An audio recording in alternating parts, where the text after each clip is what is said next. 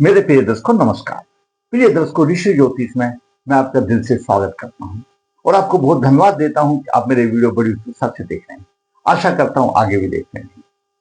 दर्शकों, मैं हमेशा आपसे आग्रह करता हूं कि मेरा वीडियो अगर आपको अच्छा लगता है तो आप लाइक अवश्य करें। मेरा मनोबल ऊंचा हो जाता है और मेरा उत्साह बढ़ता है।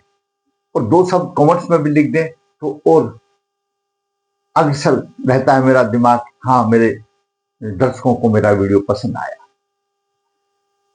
मेरे वीडियो में एक एक शब्द शास्त्रों का लिया हुआ है और मैंने उस अनुभव में डाला है। ज्ञान की तो कोई सीमा नहीं है, लेकिन फिर भी मेरा वीडियो आपको कुछ ना कुछ मार्गदर्शन अवश्य करेगा। आज हम एक कुंडली में बात करते हैं, एक नवयुवक की कुंडली जिसका कि जन्म 2001 में हुआ है। 2001 में मतलब 24 साल की आयु है, जवान बच्चे हैं अपने। तो उस कुंडली का लगभग हम पूरा विश्लेषण करेंगे, अंत में उपाय भी बताऊंगा। आप बने रहिए। और वो योग जो इस कुंडली में है वो आपके भी हो सकते हैं। किन किन पर बातों विचार करेंगे, जैसे ये लगन 12 भाव है। मैं हमेशा बताता हूं, ये लगन का भाव है, द्वितीय भाव धन का, ये आमदनी का भाव है, दसम भाव कर्म का भाव है, सम्मान का भाव है, प्रतिष्ठा का भाव है, सप्तम भाव जीवन साथी का भाव है। ये बड़े गिने चुने भाव है जो हर आदमी को चाहिए। शिक्षा संतान का भाग्य भाव है, घरेलू सुखों का भाव है। तो ये सारी चीजें हैं, हर आदमी को चाहिए। सामाजिक प्राणी है, उसको धन भी चाहिए, आमदनी भी चाहिए, काम भी चाहिए, भाग भी साथ दे और पत्नी भी हो तो, और फिर घरेलू सुख भी हो। मैं हमेशा कहता हूं, कोठी बंगला लेकर के क्या करना जब उसमें पत्नी नहीं है, तो उसका सुख कैसा होता है। तो सारी चीजें एक समाज प्राणी को चाहिए। तो आज हम बात करेंगे नीच राशि का सूर्य पर राहु का प्रभाव है। आपकी कुंडली चाहे किसी भी लगन की हो, सूर्य किसी भी भाव में नीच का हो, सूर्य तुला राशि में नीच का हो जाता है।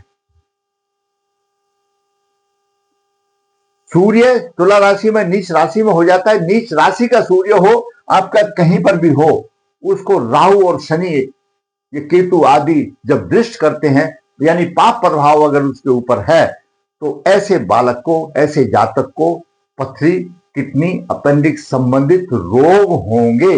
ये ज्योतिष शास्त्र बताता है और हमने देखा हुआ होंगे। नीच राशि के सूर्य पर राहु का प्रभाव हो तो क्या होगा। अब जिस भाव में आपका नीच राशि का सूर्य बैठा है, राहु भी देख रहा है, तो दोनों अशुभ फलदायक, उस भाव की हानि हो जाएगी। चाहे आपके भाव में कहीं पर भी हो, आप अपनी कुंडली उठा के देखिए कि सूर्य आपका नीच राशि का तो नहीं है। छठे, आठवें और द्वादश भाव में नीच राशि का सूर्य हो तो और परेशानी ज्यादा आ जाती है।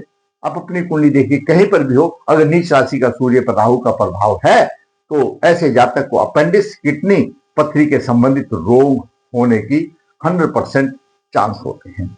दूसरा है लग्नेश का नवास्पति। आपकी लगन कुंडली किसी की भी है, जिस तरह से लगन कुंडली में लग्नेश बलवान होता है, तो नवास कुंडली में उन ग्रहों को एनर्जी मिलती है। तो लग्नेश कुंडली का जो ग्रह है उसका स्वामी है, लग्नेश है। नवास कुंडली में जिस राशि में बैठा है वह उसका नवास्पति होता है। जिस राशि में बैठा है उसकी फिर लगन कुंडली में देखिए वो ग्रह क्या काम कर रहा है, क्योंकि उसका कंट्रोल पूरा लग्नेश के नवास्पति पर होता है। वो मैं आपको बताऊंगा नवास्पति कहां पर है और फिर उस ग्रह की स्थिति हो। एकादश भाव पर, ये एकादश भाव पर है। एकादश भाव क्या है? आमदनी का भाव। आमदनी के भाव पर अशुभ प्रभाव हो आपका, किसी का भी हो, आमदनी का भाव पीड़ित हो तो आमदनी आपकी नहीं होगी, ठप हो जाएगी। आमदनी ठप हो गई तो द्वितीय भाव धन में कहां से आएगा। और फिर द्वितीय भाव में भी अशुभ हो, प्रभाव हो, तो धन की हानि, पैतृक सुख की हानि, ये सारी चीजें हो जाती हैं। आगे बात करते हैं द्वितीय भाव पीड़ित। दित्य भाव पीड़ित है आपका, तो दित्य भाव तो कुटुंब का भी है, धन का भी है, वाणी का भी है, और दूसरी बात हमारे खान पान का भी है। दित्य भाव में अशुभ प्रभाव हो तो ऐसा जातक नशा की लत भी लग सकती है। तो उन चीजों पर भी विचार करेंगे। क्या है?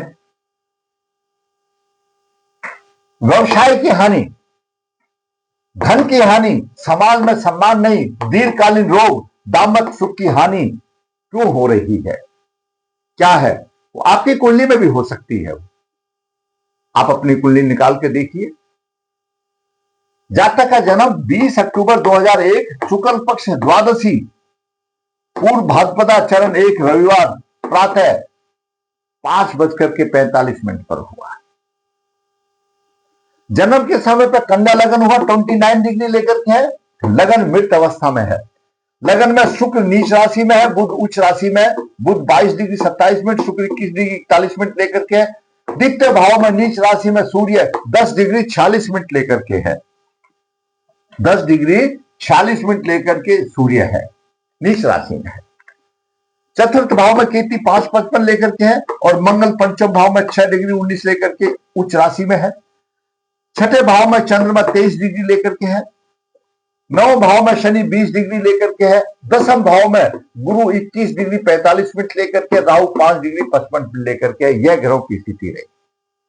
जब दर्शकों हम अगर ग्रह के उदय अंश को देखते हैं, उदय अंश लगन के 29 है, 2946 है, तो हमारे ये जो राहु,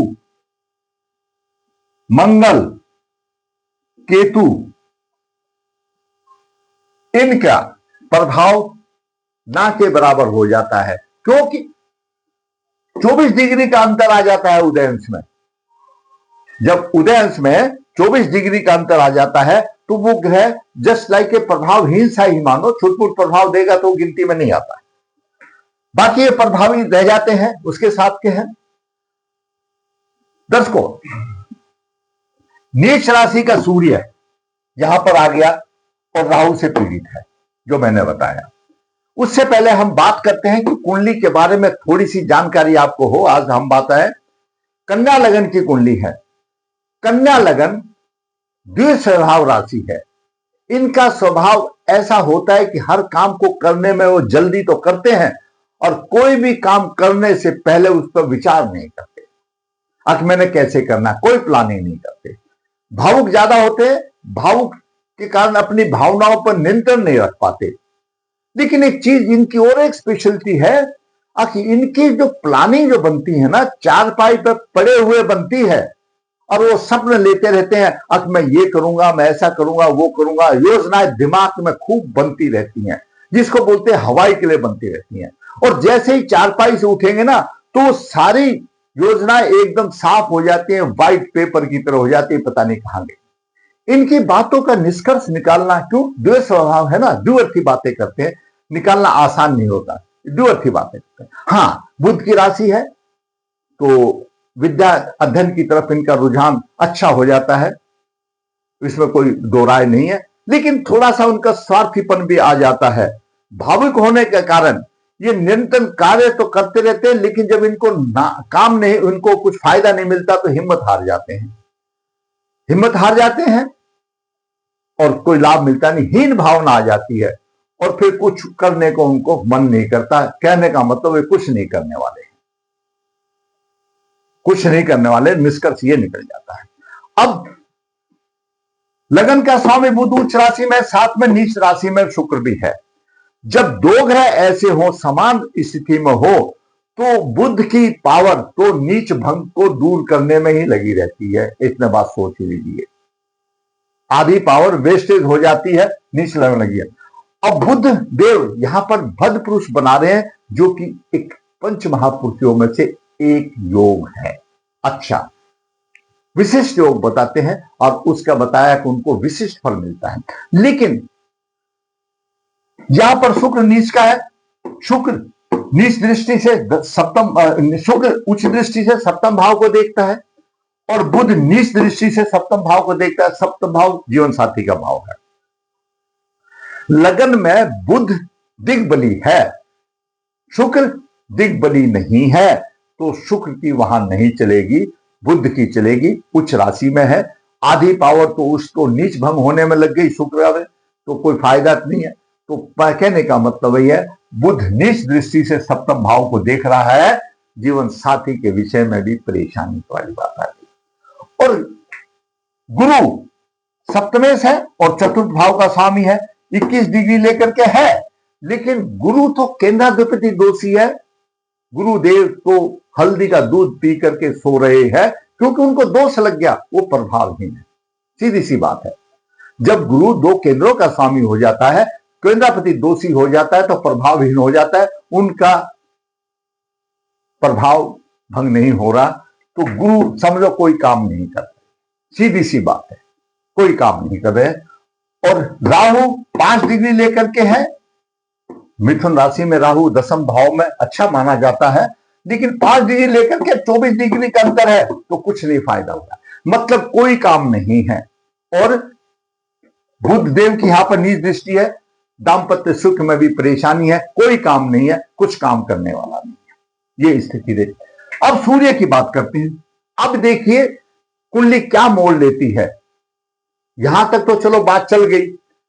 सूर्य द्वादश भाव का स्वामी है। द्वादश भाव सहवास सुख का भाव है, किसी प्रकार का दंड का भाव है, सजा का भाव है, कोर्ट कचहरी का भाव है, खर्चे का भाव है, और पत्नी के साथ सहवास सुख का भाव है। द्वादश भाव, द्वादश भाव का स्वामी धन भाव में चला गया, तो ये कोष है और ये खर्च करने वाला है, खर्च कर देगा, अनाप शनाप खर्च कर देगा। द्वादश भाव का स्वामी जब धन भाव में चला गया, तो पत्नी के साथ सेवा सुख में कमी आ गई, कुटुंब में परेशानी आ गई, यहां पर कुटुंब का है, धन की हानि हो गई, पैतृक संपत्ति का भी नाश कर देगा, नेत्रों में रोग होंगे, और राहु से पीड़ित है, अपेंडिक्स, किडनी, पथरी आदि की रोग की शिकायत जब दशा आ जाएगी तब हो जाएगी।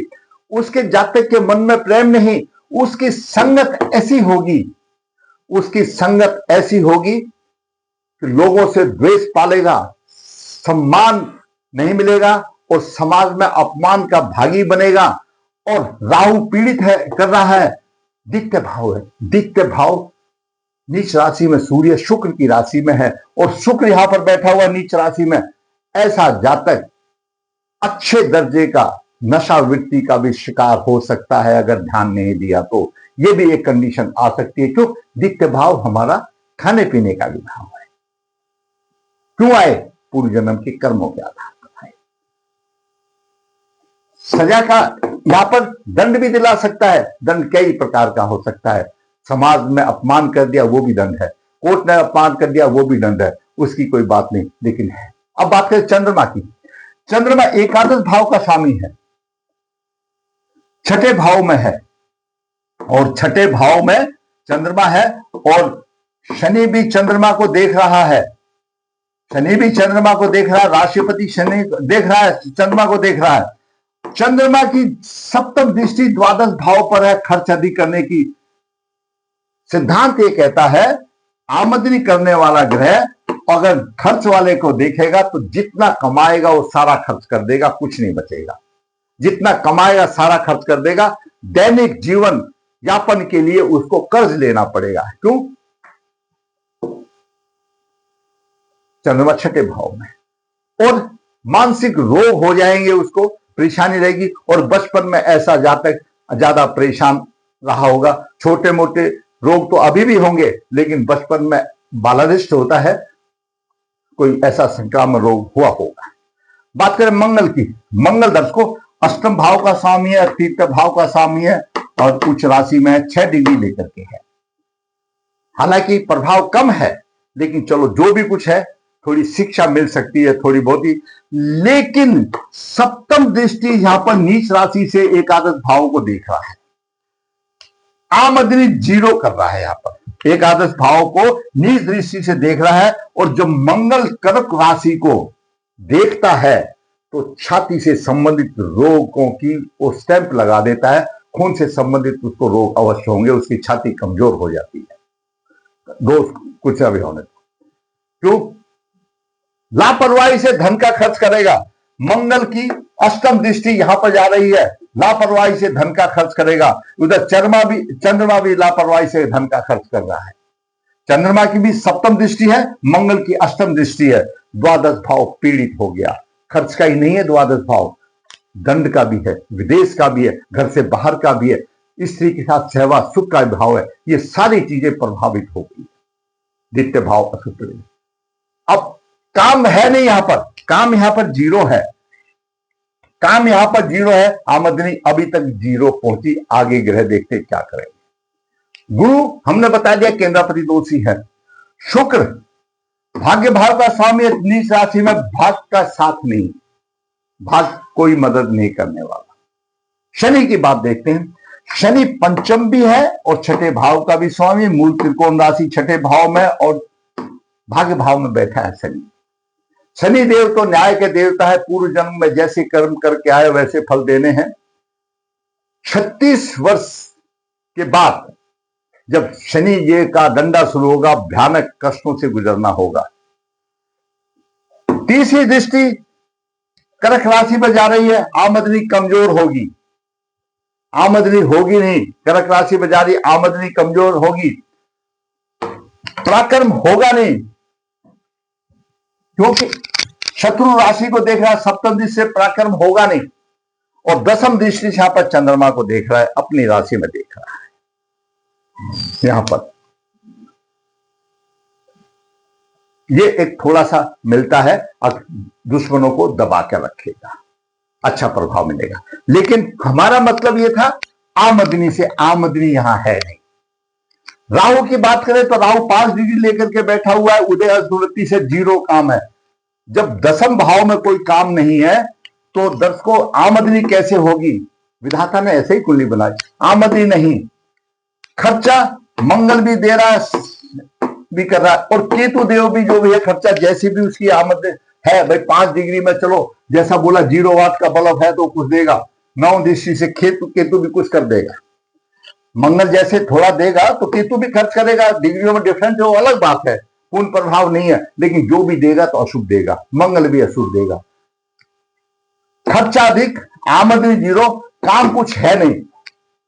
समझ में आ गई। द्वितीय भाव में सूर्य नीच राशि का, राहु का प्रभाव है। पैतृक संपत्ति का भी धीरे धीरे नाश कर देगा और समाज में अपमान मिलेगा। समाज से जोड़ने वाला एकादश भाव है, कुछ नहीं है। जब आमदनी नहीं तो समाज कहां इज्जत देगा। धन खर्च हो रहा है, कुटुंब का साथ नहीं मिलेगा। तो राहु सूर्य से पीड़ित है। राहु की 5 डिग्री है, सूर्य की 10 डिग्री है। यहां पर सूर्य पीड़ित हो रहा है। पथरी संबंधित, किडनी संबंधित, अपेंडिक्स संबंधित रोग होंगे। उन रोग को भी देखा जाए। ये द्वितीय भाव है, सूर्य की राशि में। शुक्र यहां पर चला गया, नीच राशि में आ गया। राहु और सूर्य पीड़ा। ऐसा जातक जब दशांतर दशाई अगर ध्यान नहीं दिया तो नशावृत्ति में भी शिकार हो सकता है। पैतृक संपत्ति में या तो अगर है तो थोड़े बहुत प्रभाव परेशानी आएगी मिलने में, और अगर हाथ में आ भी गई तो उसको भी लुटा देगा। उसकी संगत ऐसी हो तो ये प्रभाव है। क्यों आया है? जातक की तो कोई गलती नहीं है, पूर्व जन्म के कर्मों के आधार पर आया। सूर्य पीड़ित है, सूर्य लगन पीड़ित है, सूर्य लगन पीड़ित है, चंद्रमा लगन पीड़ित है। राहु का भी प्रभाव है चंद्रमा लगन पर, शनि का भी प्रभाव है, अशुभ प्रभाव से पीड़ित है। मैं 110% कह सकता हूं इनकी कोई पूर्व की आत्मा की मुक्ति नहीं हुई है और वो अशुभ योनि में है। क्यों ऐसे प्रभाव आए? कर्मों के आधार पर। तो ऐसे जातक को उनकी मुक्ति करानी चाहिए। राहु सूर्य को पीड़ित कर रहा है, दोष निवारण करना चाहिए। सूर्य आत्मा का कारक है, पिता का कारक है, प्रशासन का कारक है, स्वयं पीड़ित है, कोई कुछ नहीं कर सकता। दर्शकों, ग्रहों की पंचायत में काम का कुछ ऑर्डर है। कैसे? अगर जहां पर राहु तकलीफ दे रहा है, राहु जहां पर परेशानी दे रहा है, वहां पर बुध अगर शुभ स्थिति में प्रभाव डाल रहा है तो राहु के दोष को निष्फल कर देगा, नहीं माना जाएगा। तो उससे सुपरलेटेड बुध आ गया। राहु बुध अगर दोनों अशुभ प्रभाव दे रहे हैं अशुभ प्रभाव दे रहे हैं या शुभ प्रभाव दे रहे हैं, कुछ भी होने दो, लेकिन अगर शनि वहां पर देख रहा है, अगर शनि शुभ दे रहा है तो शनि की मानी जाएगी, शनि अशुभ दे रहा है तो शनि देव की मानी जाएगी। राहु बुध शनि, अगर ये तीनों ग्रह कहीं पर भी हो, शुभ प्रभाव दे रहे हो या मंगल या अशुभ प्रभाव दे रहे हो, कोई बात नहीं, लेकिन उस जगह पर मंगल का प्रभाव अगर शुभ है तो शुभ ही मिलेगा, इन तीनों का प्रभाव खत्म हो जाएगा। और मंगल अशुभ दे रहा है तो इनका प्रभाव जो भी शुभ अशुभ हो खत्म हो जाए, यानी मंगल का माना जाएगा। इनके बाद शुक्र का नंबर आता है। शुक्र अगर शुभ इस दृष्टि से देख रहा है तो इन सब का प्रभाव खत्म कर देगा, लेकिन वो दिग्बली भी होने चाहिए। ऐसा नहीं है यहां पर लगन में बैठा हो, लगन में शुक्र यहां पर दिग्बली नहीं होता, नीच राशि में यहां पर बुध दिग्बली होता है, वो भी चीज है। और बुध लगने से उसके बाद गुरु, राहु बुध शनि मंगल शुक्र, अगर आपकी कुंडली में कहीं अशुभ प्रभाव दे रहे हैं, कोई भी होने दो, और गुरु उसी भाव में शुभ प्रभाव दे रहा है, तो गुरुदेव में उतनी सामर्थ्य है, उतना बलवान है, शुभ स्थिति में होना चाहिए, उन सब के दोष को खत्म कर देगा और गुरु का माना जाएगा, चाहे वो गुरु को अशुभ दे रहा है शुभ दे रहा है, वो आपकी कुंडली बताएगी। इसी तरह चंद्रमा का है, चंद्रमा गुरु से भी बलवान है, क्यों, युवराज है।